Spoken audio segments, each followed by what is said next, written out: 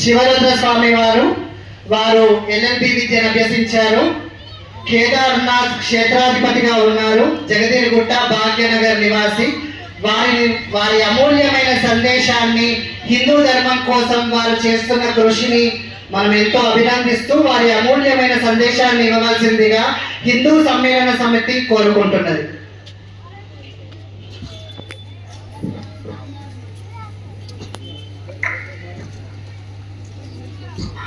మిత్రులారా, సభ ప్రారంభమైనప్పటి నుంచి చూస్తూ ఉన్నాము, చాలామంది గందరగోళంగా ఉన్నారు. పిల్లలు ఏమో ఇక్కడ భవిష్యత్తును నిర్ణయించండి అని అంటే వాళ్ళ ఆటలు ఆడుతూ ఉన్నారు. వాస్తవమే కదా. 50-40 సంవత్సరాలు దాటిన వాళ్ళంతా ఆర్ఎస్ఎస్ వారు చేస్తున్న మంచి కార్యక్రమాలు వినసొంపుగా ఉంటాయని కూర్చున్నారు. అవునా? కూర్చున్నామా? చక్కగా ఉన్నాయి కదా కార్యక్రమాలు, బాగున్నాయా? మీరంతా తలలు ఊపడమా, లేదా చేతులు పైకి లేపడమా, లేదా అవును కాదు అనడమా? అలాంటివి నాకు కనబడితే నా ప్రసంగం ప్రశాంతంగా ముగుస్తుంది. ధరణి అంటే తెలుసా? ధరణి అని అంటే మనం కూర్చున్న భూమి. అవునా కాదా? మరి ఏ హక్కున్నదని ధరణి మాట పైన మనము కూర్చున్నామో ప్రశాంతంగా గాలి వస్తుంది కదా. ఏ హక్కుందని గాలిని పీల్చుకుంటున్నాము? Can we paying any taxes to the government about ఈ యొక్క పంచభూతాలు లైక్ ఎయిర్, ఫైర్, ఇంకా ఏదైతే మనం కూర్చున్నాం భూమి, ఆకాశం, ఎవరైనా చెప్తారా? Did anyone is there? ఎవరైనా ఉన్నారా? What justification is going in సనాతన ధర్మ? నా శాసనం గురించి మాట్లాడుతూ ఉంటే పిల్లలంతా అల్లరల్లరి చేస్తూ ఉన్నప్పుడు భవిష్యత్తు ఎలా బాగుంటుంది? భవిష్యత్తు బాగుండాలంటే మరి పిల్లలు జాగ్రత్తగా ఉండాలా లేదా? తలలు ఊపాలి. ఉండాలా వద్దా? స్వామి ఓ భార్య త్రిశూలం పట్టుకొని వచ్చేస్తే మమ్మల్ని భయపడి తీయలేరు మీరు అనుకుంటున్నారేమో. అవునా? త్రిశూలాలు పట్టుకొని వచ్చింది వ్యూహంతో. వ్యూహం అంటే తెలుసా? పరమశివుడిని ఎప్పుడైనా కళ్ళు 3 తెరిచి ఉండడం చూసారా? ఎవరైనా చూడలే. మనం ఎప్పుడూ చూడలే. ఎందుకంటే భోలా శంకరుడు ఆ 3వ కళ్ళు తెరిచినప్పుడల్లా ప్రపంచం అంతా నాశనం అవుతా ఉంటుంది. ఇప్పుడు ప్రపంచాన్ని నాశనం మనం చేస్తున్నామా కాదా? అవునా కాదా? మరి నా శాసనం అనేది గొప్పదని చెప్తూ ఉన్నప్పుడు 100 సంవత్సరాల క్రితము ఒక కారణజన్ముడు పుట్టి 100 సంవత్సరాల చరిత్రని పునరుత్థానం చేస్తూ ఉంటే మనం భాగస్వాములం అవుదామా వద్దా? అవుదామా? మరి మన భారతావానికి ఏమైందమ్మా? ప్రజలంతా ఎక్కడున్నారు? చాలా తక్కువ జనాభా.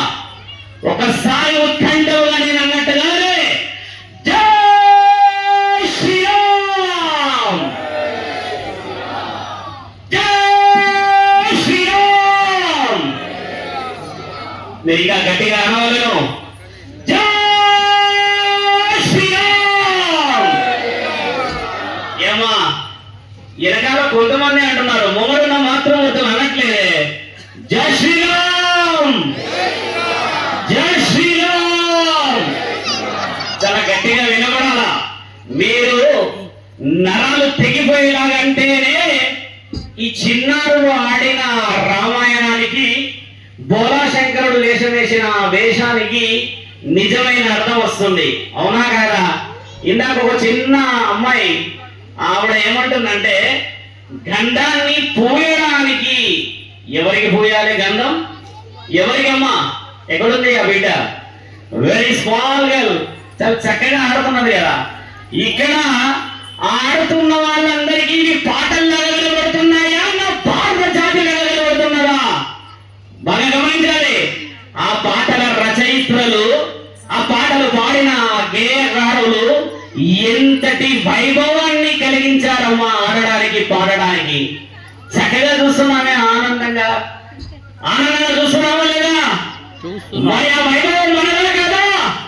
మరి మన వైభవాన్ని మనం కాపాడుకుందామా అనండి,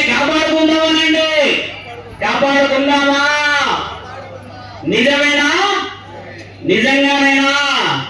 మరి మొదలు పెడదాం. ఒక 10-15 నిమిషాలు ఒక సాధు ధర్మాన్ని ఏ విధంగా కాపాడుతాడో మనం చూసేద్దాం. అర్థమవుతుందా? 100 సంవత్సరాల చరిత్ర అంటే ఈ రోజు సభలు చేయడానికి సుమారు 100 సంవత్సరాల ప్రణాళికలు. ఆ ప్రణాళికను నిర్ణయించిన వాళ్ళని మనం చూసామా? హెగ్డే వారి గారిని మనం చూసామా? బ్రతికి లేడు, ఆయన చనిపోయారు అని విన్నాము కదా. ఆశయాల రూపాయలు బతుకున్నాడు కదా. మరి ఈ రోజు హెగ్డే వారు చేసినది ఎవరి కోసము? ఆర్ఎస్ఎస్ చేస్తున్న ప్రణాళికలు ఎవరి కోసము తెలుసా అమ్మా? నీ కోసము, దేశం కోసము చేశారు వాళ్ళు. అంటే దేశం ఎవరి వల్ల నిండబడి ఉన్నది? కుటుంబాల వల్ల, సౌభాగ్యవతుల వల్ల, ఇల్లాలు ఇంటి యజమానుల వల్ల, భవిష్యత్తు ప్రణాళికల వల్ల కదా ఉన్నది. మరి మన కోసము, మన దేశం కోసం చేస్తున్న ప్రణాళికలు మనము సభని నిర్ణయించలేము అమ్మా. ఈ సభని విజయవంతం చేద్దామా? ఈ సభని విజయవంతం చేద్దామా? హర హర హర హర మహాదేవ. శంభో శంకర. ఇది నేను అటెండ్ అవ్వడం 6వ సభ. ప్రతి సభలో మనము ఒక ప్రశ్నకి జవాబు తీసుకోవాలి తల్లి. అందరు ఇక్కడి నుంచి ఎక్కడి వరకు కాషాయం వేసుకున్నాముగా, మెడలో ఒక చిన్న బ్యాడ్జెస్ ఇచ్చారుగా. ఎవరైనా చెబుతారా ఆ బ్యాడ్జెస్ కి అర్థం ఏమిటో?